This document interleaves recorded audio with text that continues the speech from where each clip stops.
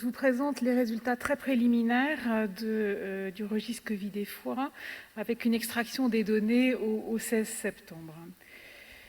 Donc le contexte, vous le connaissez. En ce qui concerne nos patients atteints de cirrhose, le Haut Conseil de santé publique a émis une recommandation en date du 14 mars stipulant que les patients atteints de cirrhose décompensée, Child-Pugh B et C, étaient plus à risque de formes graves de Covid. Ensuite, plusieurs sociétés savantes internationales et l'AFEF a également fait des suggestions de prise en charge, ont recommandé de protéger ces patients en leur faisant respecter des règles barrières très rigoureuses. Et puis, rebondissement en date du 29 août, un arrêté exclut des bénéficiaires du chômage partiel, les cirrhotiques, quel que soit le stade de gravité de leur maladie. Donc nous sommes saisis par les associations de patients pour pouvoir revenir vers les autorités, pour pouvoir statuer sur le risque que prennent nos patients à s'exposer sur leur lieu de travail. Alors, le registre Covid et foie a été mis en place à l'initiative du CA de l'AFEF et il y a une collaboration avec le centre de gestion de Lariboisière qui est géré par Éric Vico. Donc à la date de l'extraction qui était le 16 septembre, il y avait 86 inclus, excusez-moi. Vous voyez que les inclusions donc, ont été maximales au mois de juin et qu'il y a bien sûr un effet centre parce que plus de la moitié des inclusions sont faites sur 3 centres. Alors avec toutes les précautions qu'il faut prendre pour analyser ces données, voici les caractéristiques des patients. Donc il s'agissait essentiellement d'hommes pour 69%, avec un âge médian de 63 ans. 66% des patients avaient une fibrose hépatique avancée F3 ou F4 déclarée sur le ICRF. Les causes de maladies du foie déclarées étaient l'alcool dans 25% des cas, la NASH dans près de 40% des cas, un virus B ou C dans 40% des cas. Les patients avaient une hépatopathie qui était pour 70% des cas compensée, Child-Pugh A, et dans 26% des cas Child-Pugh B, 4% des cas Child-Pugh C. 33% des patients avaient une tumeur primitive du foie, essentiellement un carcinome hépatocellulaire. Il n'y a pas de recouvrement avec les patients présentés par Juliana Amadeo. Et vous avez la liste des comorbidités principales qui ont été recensées. Et essentiellement, vous voyez que 50% des patients étaient diabétiques. Et finalement, on a peu d'immunodéprimés dans ce registre. On n'a que 12% des patients qui avaient une immunodépression, dont 2 transplantés hépatiques. Les patients étaient pour la plupart d'entre eux symptomatiques. Le diagnostic était établi par une PCR dans 93% des cas. Et lorsqu'un scanner était réalisé, l'atteinte pulmonaire était jugée modérée entre 25 et 50% dans 31% des cas et moins de 25% d'atteinte pulmonaire dans 36% des cas. Les patients étaient hospitalisés dans 76% des cas, 17% ont été en réanimation. La survenue d'une complication hépatique a été déclarée dans 38 cas. 11 patients sont décédés, soit un taux de décès dans ce registre de 15%. Et la mortalité était bien sûr plutôt extra-hépatique. À la date d'extraction, 20% des patients, 15% des patients étaient toujours hospitalisés et 68 étaient revenus à domicile.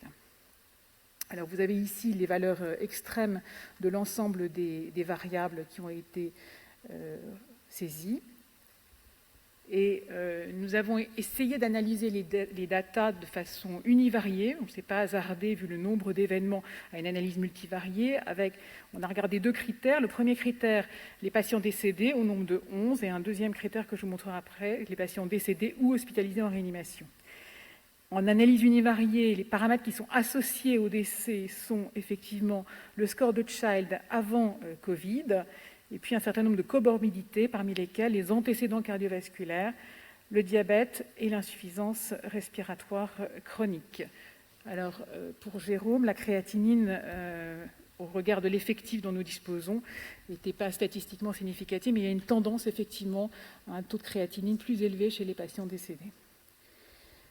Le risque relatif de décès pour les patients qui étaient Child-Pugh B ou C était de 4 par rapport aux patients qui avaient une cirrhose de Child-Pugh 1.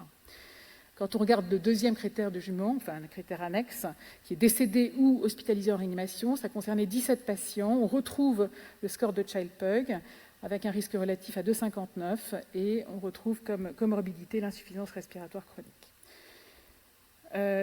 Ces résultats corroborent bien le résultat du papier qui a été publié cette semaine dans JE Pathol et qui est en fait la suite du papier référencé par le collègue de Paul Brousse qui a présenté la deuxième communication. Et donc, dans ce papier sont recensés les résultats de 2 registres anglo-saxons qui ont couvert 29 pays, 130 centres, qui ont recensé 1365 patients, dont 745 avec une maladie chronique du foie. Et parmi les patients atteints de maladie chronique du foie, 386 avec cirrhose. Chez ces patients, donc, le taux de mortalité était 32% et les facteurs de risque de mortalité étaient l'âge, la cause alcoolique de la maladie chronique du foie et le score de Child-Pugh. Alors, il y avait différentes façons d'analyser les choses. On en a ajusté, on voit un gradient entre les patients qui ont une maladie chronique du foie sans cirrhose, avec cirrhose Child-Pugh A, Child-Pugh B, Child-Pugh C. En multivarié, la même chose. Et quand ce papier étudie les patients atteints de maladie chronique du foie par rapport aux patients indemnes de maladie chronique du foie, effectivement, les scores B et C de Child apparaissent comme des facteurs indépendamment pronostiques de survie. Donc, bien sûr, il y a beaucoup de limites à cet observatoire. L'effectif est limité et il y a des données manquantes. Elles sont nombreuses et par ailleurs, il y a un gradient, c'est-à-dire qu'on a pas mal de données à baseline et puis ça s'étiole un peu dans le temps. Ça constitue un biais qui est très clair et c'est un obstacle à la publication dans une revue à comité de lecture. Donc, nos perspectives, c'est d'augmenter le recrutement et je vous remercie d'inclure vos patients. C'est de fusionner avec d'autres bases et je pense que toutes les données nationales seront importantes. Et puis, on va revenir vers des investigateurs pour essayer de compléter les données qui ont été saisies. Donc, en conclusion, les résultats très préliminaires de cet observatoire montrent une mortalité à court terme qui est élevée de plus de 10%. Je crois qu'on peut conclure à une vulnérabilité particulière des patients atteints de cirrhose Child-Pugh B et C. Ça va nous donner des arguments pour essayer d'appuyer la demande des associations de malades et de revenir vers les autorités pour faire bénéficier ces patients du chômage partiel. Et je pense qu'il est très important d'inclure un plus grand nombre de patients et d'implémenter les données manquantes pour acquérir des données nationales robustes. Je vous remercie.